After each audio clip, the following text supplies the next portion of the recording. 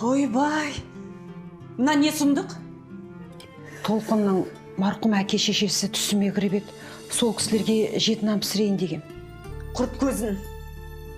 Сен мына жиһаздың қанша тұратынын білесің бе? 20 жыл ательенге отырып ақшасын шығара алмайсың. Мына күйік пен түтіннің иісі сіңіп қалды ғой, Қайдағы жеті нан? Енді марқұмдарға Құран бағыштамаса болмайды ғой. Сонда сіздер мүлдем жет нан пісірмейсіздер ме? Айналайын, жет наныңды ауылыңа барып пісір. Менің үйім саған наубайхана емес. Аруақтар. Аруақ болса өзіңе аруақ. Мен оларды білмеймін де танымаймын да.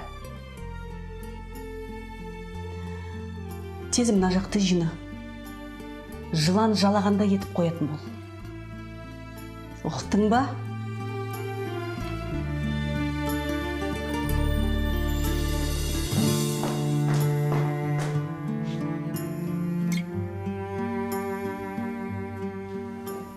Көңілің қалмап отыр.